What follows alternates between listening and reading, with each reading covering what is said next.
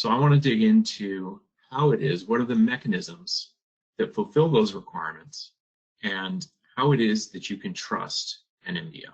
And I think trust is the key issue from the perspectives of all of the participants in an mDL transaction, in a driver's license transaction, from the holder, from the verifier, and then as well from the issuer as well. So key thing, and reiterating what Jeff had said, this is not an image rendered on the face of the phone, and it's not a picture of the license taken. There's too many ways and too many tools that allow you to create, false images and to show them to somebody on the screen. In the physical card world, we have security features that are on a license, and when you are handed a license and you touch it and look at it, you can sort of get an idea of the security features on there. And even still, many of those security features can be replicated in false IDs. So as we go into the mDL world, we have to move away from that particular usage and take a look more at, as Jeff had said, so the electronic data being trustworthy and presented in a way that the verifier can trust. Go ahead. So how do we implement that? The mechanism by which the ISO 18013-5 standard was created is that through that ISO Working Group 10, there's started and it has grown to well over 50 companies that represent issuing authorities, associations, all of the major phone platform vendors, and then also vendors in the space, and then also some relying parties in the space. So this group has gotten together and figured out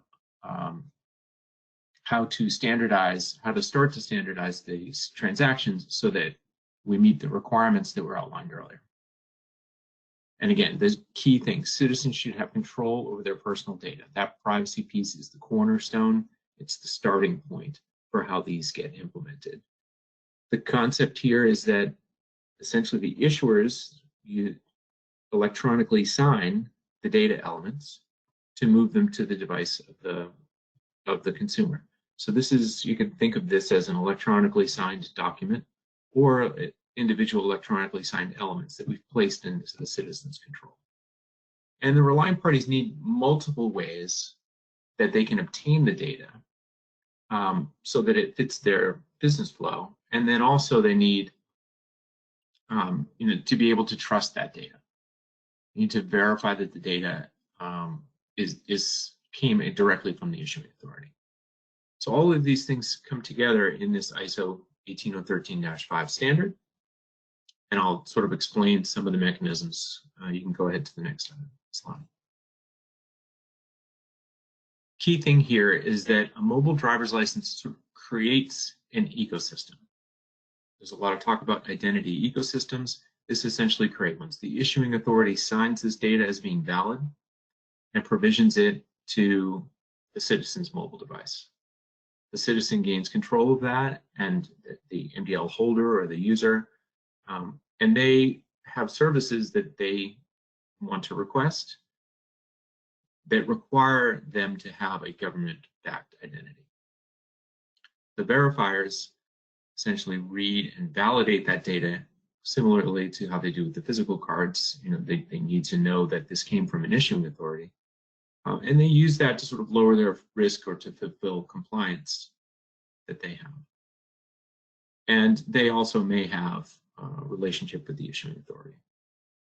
So as we go to the next sets, as the next things kind of phase into these slides, think back to the list of functional requirements that Jeff had on his slide and the list of jurisdictional needs that Mike put on his slides, because I can kind of show you how each of these is met by the trust mechanisms in the ISO standard. Go ahead. So the issuing authority uses a private key to electronically sign each of the data elements in the mobile driver's license.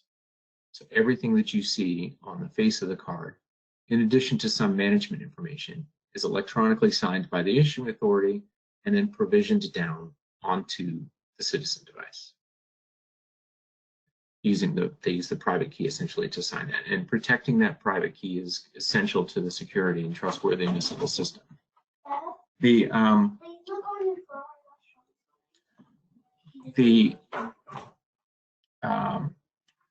Sorry about that. It's homeschool time.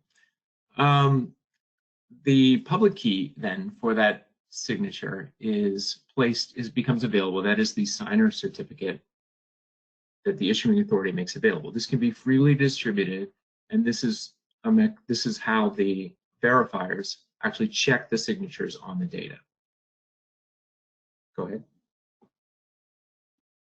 These signer certificates in groups can be distributed in what's called a master list.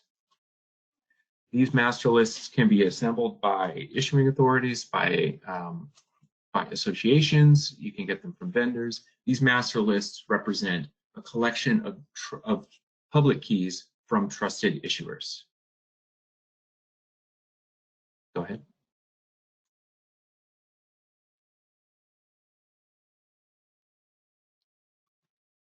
Can you go ahead to the next slide, to the next piece? So then the ISO standard, the ISO standard specifies what these master lists look like and what the signer certificates look like, and then also how the mechanisms, plural, for how data goes from the citizen device, from the mDL holder, to the reader device. And there are multiple of these mechanisms. There's NFC, there's Bluetooth for short-range distance, there's Wi-Fi aware, and then there's also, in this, as you can see at the leg on the right-hand side here, there's what we call an online model. So if the devices are online, then the verifier can go and request from an API at the issuing authority to get the up-to-the-date information after the citizen approves that release.